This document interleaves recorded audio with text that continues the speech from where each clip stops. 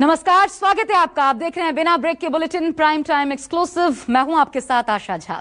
आज बुलेटिन में सबसे पहले बात तेजी से विकराल होते खतरे यास की करेंगे, जो बहुत तेजी से बंगाल और ओडिशा के आसपास पहुंच चुका है और दोनों राज्यों में तूफान के पहले की आहट दिखाई सुनाई भी देने लगी है। उफनता समंदर, तेज बारिश और हवा लोगों को डरा रहा है। बंगाल में तो पिछले साल आए अम्फान तूफान के घाव अब भी पूरी तरीके से नहीं भरे। लोग डरे हुए हैं, बेचैनी है इस बात को लेकर कि जब तूफान टकराएगा तो तबाही का मंजर आखिर क्या होगा। देखिए, तूफान आ गया है यहाँ पर।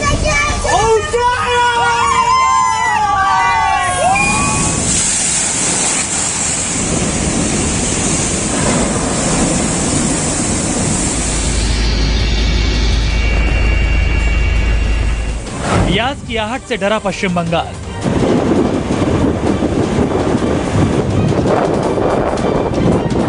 तूफान के उत्पात से ओडिशा सावधान। तैयारी है पूरी, यास से होगा घमासान।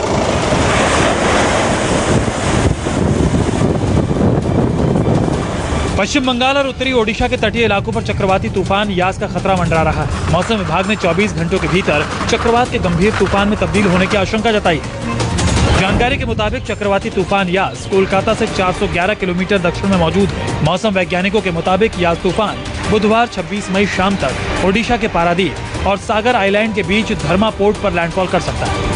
तूफान के अलर्ट के बाद ओडिशा के 4 जिलों में मौसम विभाग ने रेड अलर्ट जारी किया है। चक्रवाती तूफान यास के चलते मंगलवार से ओडिशा और पश्चिम बंगाल के तटीय इलाकों में तेज हवाओं के साथ भारी बारिश हो रही है। चक्रवात के कारण तटीय इलाकों में 2 से 4 मीटर तक ऊंची लहरें उठने का अलर्ट जारी किया गया है। मौसम विभाग के अनुसार भीषण तूफान के दौरान 155 से 165 किलोमीटर प्रति घंटे की रफ्तार से हवा चलने की आशंका है, जो 185 किलोमीटर प्रति घंटे की रफ्तार तक पहुंच सकती है।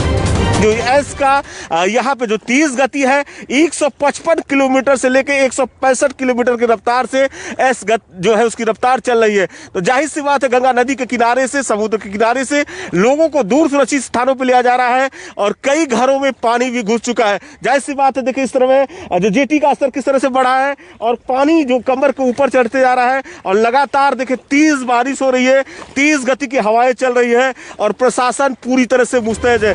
पश्चिम बंगाल में तूफान के दाखिल होने से पहले ही तमाम तैयारियों को पूरा करने की कवायद जोर शोर से जारी है। पश्चिम बंगाल में ऊंचे पेड़ों की छटाई की जा रही है। साथ ही गंगा नदी के किनारे बसे लोगों को भी सुरक्षित जगहों पर पहुंचाया जा रहा है। चक्रवात यास के आने से पहले एनडीआरएफ ने पूर्वी मिदनापुर जिले के दीघा इलाके को खाली कराया है। साइक्लोन यास की आहट से पहले ही एजेंसियों ने मोर्चा संभाल लिया है। एनडीआरएफ की राहत और बचाव टीमें लाउडस्पीकर के जरिए लोगों से सुरक्षित स्थानों पर जाने की अपील कर रही है। पिछले साल अम्फान तूफान की तबाही से सबक लेते हुए केंद्र और पश्चिम बंगाल सरकारों ने पुख्ता इंतजाम का दावा किया है। इन्हीं तैयारियों के मद्देनजर पश्चिम बंगाल के राज्यपाल जगदीप धनखड़ ने कोलकाता में क्षेत्रीय मौसम विज्ञान केंद्र का दौरा किया। तो पश्चिम बंगाल की मुख्यमंत्री ममता बनर्जी ने कोलकाता में चक्रवात यास के कंट्रोल सेंटर का दौरा कर तैयारियों का जायजा लिया। पश्चिम बंगाल के साथ साथ ओडिशा में भी चक्रवात यास को लेकर तैयारियां जोरों पर है। चक्रवात को देखते हुए ओडिशा में करीब 2 लाख लोगों को सुरक्षित जगहों पर पहुंचा दिया गया। चक्रवात शिविर में 7 लाख लोगों को पहुंचाने का लक्ष्य रखा गया। मैं अभी भद्रक के जो तटीय एरिया चांदबली इलाके में हूं, जो आईएमडी की सूचना अनुसार जहां पर कल ये जो सीवियर साइक्लोन यस लैंडफॉल करने वाला है। अभी जो आईएमडी की सूचना है, अब से सिर्फ 18 घंटे के बाद यानी कल 26 तारीख को मिड डे मध्याह्न में ही यहीं पर लैंडफॉल करेगा। दूसरी तरफ ओडिशा के भद्रक, केंद्रपाड़ा, जाजपुर, जगत सिंहपुर और मयूरभंज इलाके तूफान से सबसे ज्यादा प्रभावित हो सकते हैं, जबकि पश्चिम बंगाल के मेदिनीपुर, दक्षिण 24 परगना, हावड़ा, हुगली और उत्तर 24 परगना में इसका असर देखा जाएगा। तूफान की चेतावनी जारी करते हुए मौसम विभाग ने मछुआरों को भी सतर्क किया है। चक्रवाती तूफान यास से प्रभावित होने वाले सभी राज्य हाई अलर्ट पर हैं। समुद्र के तट के पास से लोगों को हटाया गया है। मछुआरों को समंदर से दूर रहने की हिदायत दी गई। तो इसके साथ ही राहत और बचाव कार्य के लिए एनडीआरएफ ने पूरी तरह मोर्चा संभाल लिया है। कोलकाता से अमरदेव पासवान और मनोज पांडे के साथ पतंजलि कर शर्मा, भुवनेश्वर, न्यूज 24। आपकी इम्यूनिटी किट का आज हम दरअसल लाइव टेस्ट आपको दिखाएंगे। कोरोना से बचने के लिए या फिर कोरोना से ठीक होने के बाद इम्यूनिटी बढ़ाने के लिए आप जो विटामिन, जिंक और काढ़ा लेते हैं, क्या वो आपकी सेहत के लिए फिट है? बहुत गौर से देखिए इम्यूनिटी किट के लाइव टेस्ट वाली एक्सक्लूसिव रिपोर्ट हमारी।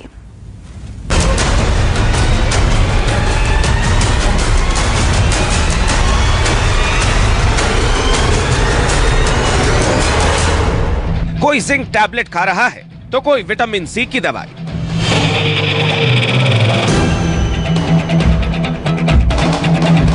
कोई मल्टीविटामिन की गोली गटक रहा है तो कोई इम्यूनिटी बूस्टर सप्लीमेंट के लिए दौड़ रहा है।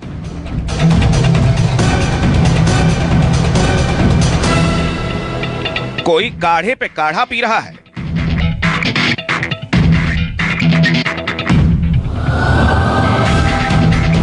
तो कोई घरेलू नुस्खों का जखीरा जुटा रहा है।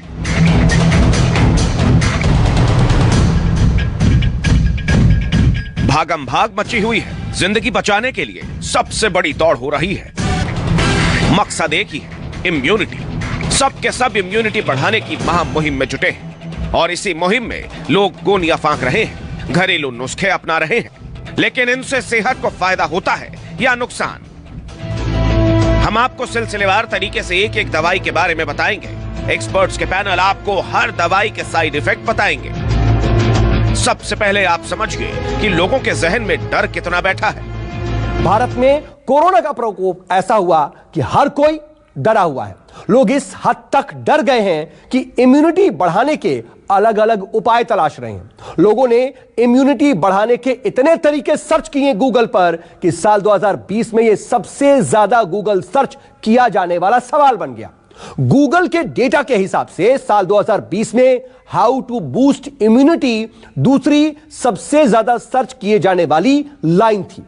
जी, अब जरा देखिए कि लोगों ने अपनी इम्यूनिटी बढ़ाने के लिए क्या क्या सर्च किया।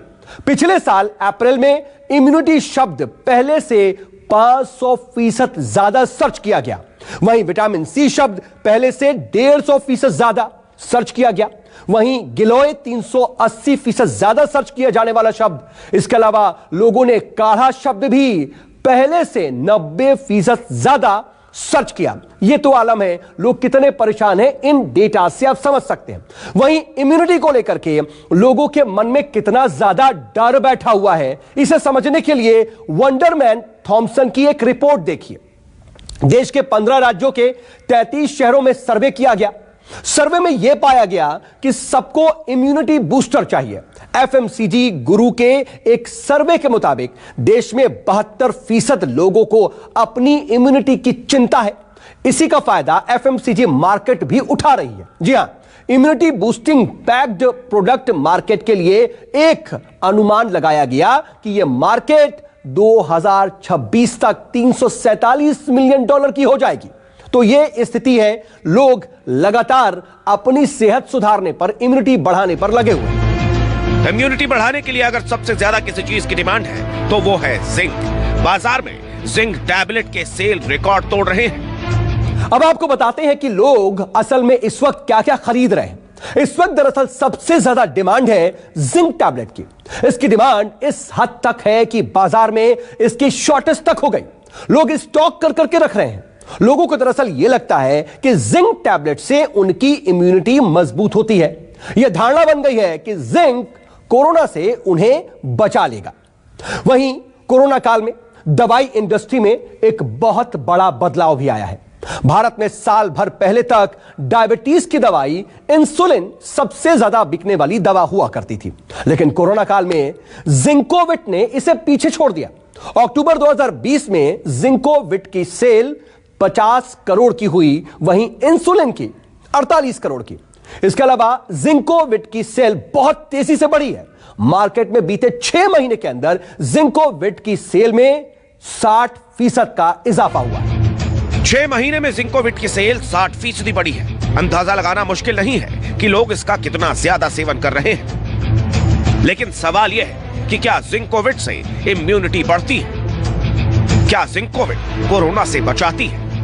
जिंक जो है वो कोरोना वायरस के लिए जिंक आयनोस्फोर के माध्यम से जिंक कोरोना वायरस को सेल में जाने से रोकता है। जो एंडोसाइटोसिस होती है उसको रोकता है। लेकिन लोगों ने जिंक का इतना भरपूर इस्तेमाल करना शुरू कर दिया कि लोगों को गैस्ट्राइटिस हो गई, बदहजमी होने लगी, लोगों की भूख कम हो गई, लोगों को कभी कभी लूज मोशन भी हुए।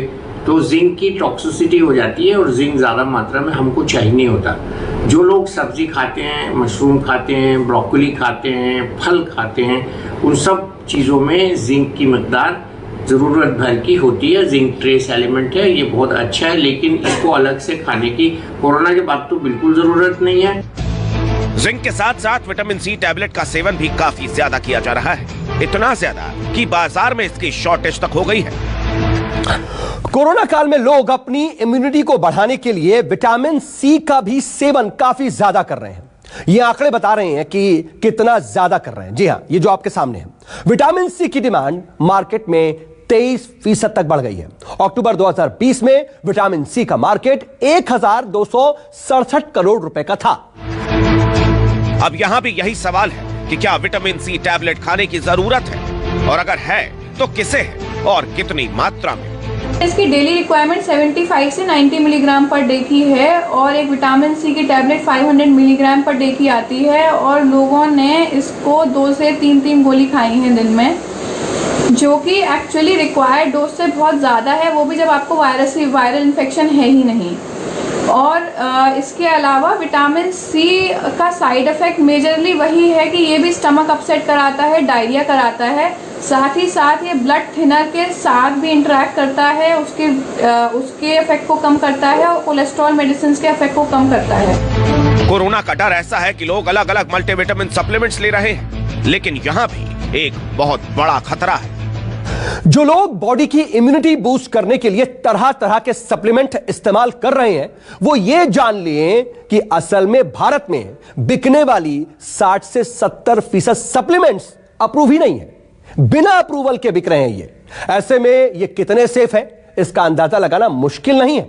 साथ ही डॉक्टर्स और एक्सपर्ट्स का यह मानना है कि पैक्ड और प्रोसेस्ड फूड प्रोडक्ट्स भी शरीर की इम्यूनिटी सिस्टम को नुकसान ही पहुंचाते हैं। मल्टीविटामिन का कोई प्रूवन रोल नहीं है कोरोना के ट्रीटमेंट में, सिर्फ एक सपोर्टिव थेरेपी है। विटामिन डी को भी मान रहे थे कि ये शायद हेल्प कर रहा है इम्यूनिटी को बूस्ट करके या वायरस के रेप्लिकेशन को रोक के, लेकिन ऐसा किसी कोई स्टडी में प्रूव नहीं हो पाया है। सो मल्टीविटामिन का कोई प्रूवन रोल नहीं है। शरीर की प्रतिरोधक क्षमता को बढ़ाने के लिए लोग काढ़े का सेवन काफी ज्यादा कर रहे हैं। वैसे तो ये आयुर्वेदिक उपचार है, लेकिन हद से ज्यादा काढ़े का सेवन इंसानी शरीर पर क्या असर डाल सकता है? इंसानी शरीर की प्रतिरोधक क्षमता बढ़ाने के लिए काढ़ा को काफी ज्यादा कारगर बताया जा रहा है। लोगों को यह लग रहा है, उनकी यह धारणा बन गई है कि काढ़ा पीने से कोरोना दूर रहेगा, लेकिन काढ़ा है कितना कारगर, अब दरअसल यह समझ लीजिए। असल में काढ़ा खांसी का पारंपरिक उपचार है। कोरोना के खिलाफ इसे डॉक्टर मददगार नहीं बताते हैं। वो जो कहते हैं उसके मुताबिक ज्यादा काढ़ा पीने से आपका गला खराब हो सकता है, खराश की समस्या भी आपको हो सकती है। हद से ज्यादा काढ़ा, लोग पता नहीं क्यों जरूरत से ज्यादा काढ़ा का, स्टीम का और पता नहीं क्या का इस्तेमाल करें। इसमें क्या होता है, इसमें स्टिमुलेंट्स होते हैं, इसमें दालचीनी खास तौर से जो होती है उसका बहुत ज़्यादा सेवन लीवर को नुकसान करता है, गैस्ट्राइटिस करता है और स्टमक में रफनेस पैदा करता है, इससे उल्टी भी आ सकती है। तो गाढ़ा और काढ़ा दोनों चीज़ें, काढ़े को बहुत हल्का पीना चाहिए, गाढ़ा नहीं करना चाहिए, और काढ़ा कम पीना चाहिए। तो ये बहुत ज़रूरी है कि हम काढ़े को इतना पिएं जितना रिकमेंडेड है, और बेहतर ये है कि हम अवॉइड करें, क्योंकि तो आपने समझा कि बिना किसी डॉक्टर की सलाह के जिंक, विटामिन और काढ़े का सेवन कितना खतरनाक हो सकता है। न्यूज़ 24 आपसे ये गुजारिश करता है कि पैनिक में ना आए, अफवाहों के आधार पर कोई भी टैबलेट ना खाएं, अपना और अपने परिवार का ख्याल रखें। Bureau report, news 24।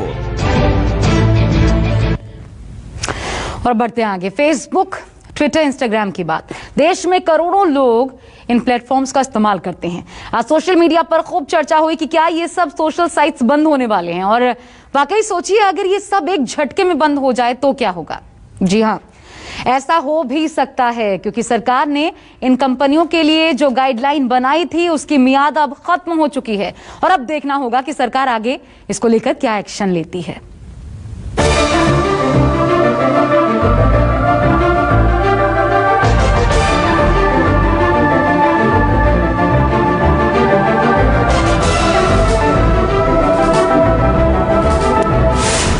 क्या फेसबुक बंद हो जाएगा? क्या ट्विटर अकाउंट डिलीट हो जाएगा? क्या इंस्टाग्राम काम नहीं करेगा?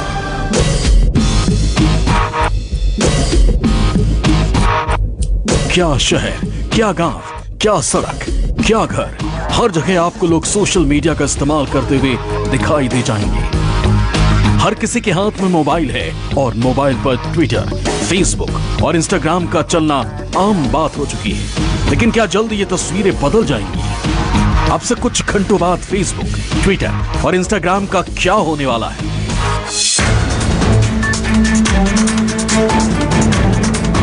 सोशल मीडिया को लेकर ये सवाल हर किसी के जहन में इसलिए तैर रहे हैं क्योंकि इन प्लेटफॉर्म को लेकर 3 महीने पहले सरकार ने जो गाइडलाइन जारी की थी उसकी मियाद खत्म हो चुकी है और कंपनियों की तरफ से उसका जवाब अब तक नहीं दिया गया है।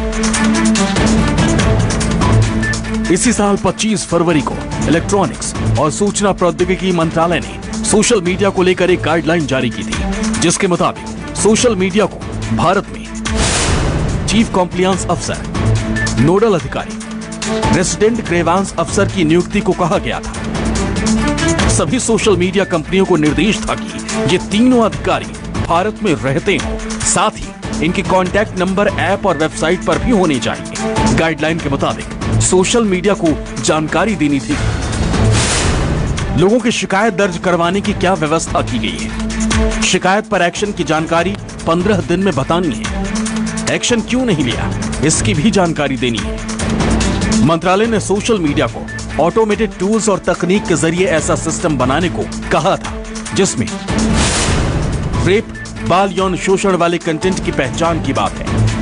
साथ ही ऐसी सूचना की भी पहचान का निर्देश है जिसे प्लेटफॉर्म से हटा दिया गया हो। सरकार ने 50 लाख या इससे ज्यादा यूजर बेस वाले सोशल मीडिया प्लेटफॉर्म को ये सभी नियम पालन करने को कहा था। फेसबुक के 41 करोड़ सब्सक्राइबर हैं, ट्विटर के 1 करोड़ 75 लाख यूजर हैं, इंस्टाग्राम को 21 करोड़ लोग इस्तेमाल करते हैं। ऐसे में इन सभी कंपनियों को गाइडलाइन का पालन करना था जिसकी मियाद भी खत्म हो चुकी है। सोशल मीडिया कंपनी कू को छोड़कर किसी दूसरी कंपनी ने इन नियमों को फॉलो नहीं किया। आईटी रूल्स को आए हुए आज 90 दिन हो गए हैं। अब सरकार ने कहा था कि अगर आप बहुत बड़े सर्विस प्रोवाइडर हैं, सिग्निफिकेंट सोशल मीडिया इंटरमीडियरीज हैं, तो 90 दिनों के अंदर अंदर आपने कुछ प्रावधानों का पालन करना है। अगर आप वो पालन नहीं करते तो आज रात के बाद होगा ये कि आपके ऊपर कानूनी कार्रवाई की जा सकती है, सरकार अगर चाहे तो। यानी कि आपके ऊपर फौजदारी मुकदमे दर्ज किए जा सकते हैं और आपको विभिन्न ऑफेंसेस आईटी एक्ट और इंडियन पीनल कोड के साथ साथ इंडियन इंफॉर्मेशन टेक्नोलॉजी एक्ट के तहत भी ऑफेंसेस का सामना करना पड़ सकता है। सरकार के सख्त रुख को देखते हुए फेसबुक की तरफ से भी जवाब आ चुका है। फेसबुक ने कहा है कि वो आईटी नियमों का पालन करेंगे। कुछ मुद्दों पर सरकार से बातचीत जारी रखी जाएगी। नियम के मुताबिक ऑपरेशनल प्रोसेस लागू करने और एफिशिएंसी बढ़ाने पर काम जारी है। लोग अपनी बात आजादी से कह सकें, इस बात का भी ध्यान रखा जाएगा। सवाल यह है कि सोशल मीडिया कंपनियां नियम लागू करने में आनाकानी क्यों कर रही हैं, जबकि ट्विटर जैसे प्लेटफॉर्म तो अपने खुद के फैक्ट चेकर रखते हैं। हालांकि वो इनका नाम सार्वजनिक नहीं करती, न ही ट्विटर ये जानकारी देता है कि अगर उसने कोई कंटेंट हटाया तो किस आधार पर हटाया। कुछ सोशल मीडिया प्लेटफॉर्म की तरफ से बहानेबाजी करते हुए गाइडलाइन लागू करने के लिए 6 महीने के वक्त की मांग की गई है। कुछ प्लेटफॉर्म ने सफाई दी है कि वो अमेरिका में अपने हेडक्वार्टर्स के निर्देशों का इंतजार कर रहे हैं। ऐसे में सवाल ये है कि जब ये सोशल मीडिया भारत में काम करते हैं, अच्छा मुनाफा भी कमाते हैं, तो फिर इन्हें अमेरिका से आदेश मिलने का इंतजार क्यों है? सवाल यह भी है कि अगर सोशल मीडिया नियमों का पालन नहीं करते तो सरकार किस तरह की कार्रवाई कर सकती है। सूत्रों से मिली जानकारी के मुताबिक अगर नियमों का पालन नहीं होता है तो सरकार इन सोशल मीडिया प्लेटफॉर्म्स को दी गई इम्यूनिटी वापस ले सकती है। इस इम्यूनिटी के तहत भारत में सोशल मीडिया का रोल बिचौलिए के तौर पर दर्ज है। यानी अगर कोई यूजर किसी पोस्ट को लेकर कोर्ट जाता है तो इन प्लेटफॉर्म को अदालत में पार्टी नहीं बनाया जा सकता। अगर सरकार इम्यूनिटी हटा लेती है तो इन सोशल मीडिया प्लेटफॉर्म को भी कोर्ट में पार्टी बनाया जा सकता है और सरकार इस पर गंभीरता से विचार कर सकती है। आईटी रूल्स 2021 अत्यंत महत्वपूर्ण है सोशल मीडिया के संदर्भ में। क्यों? क्योंकि वो विभिन्न प्रकार के ड्यू डिलिजेंस पैरामीटर्स को परिभाषित करते हैं जिनका पालन करना बहुत जरूरी है सोशल मीडिया कंपनीज द्वारा। अब ये रूल्स कहते हैं कि साहब अगर आप उपभोक्ता हैं तो आप बहुत सारे कंटेंट सोशल मीडिया पर प्रकाशित नहीं करेंगे, चाहे वो कंटेंट भारत की प्रभुता, अखंडता, सुरक्षा के विरुद्ध हो, भारतीय कानून के विरुद्ध हो। इस तरह के कंटेंट को प्रकाशित किया तो रूल्स कहते हैं कोई दिक्कत की बात नहीं, आपके ऊपर कानूनी कार्रवाई की जाएगी, यानी कि आपको क्रिमिनल और सिविल लायबिलिटी दोनों का ही सामना करना पड़ सकता है। साफ है कि सोशल मीडिया कंपनियों को भारत में काम करना है तो यहाँ के नियम के हिसाब से ही रहना होगा। अगर ये कंपनियां गाइडलाइन से बचने की कोशिश करती हैं तो कार्रवाई भी हो सकती है। Bureau report, news 24।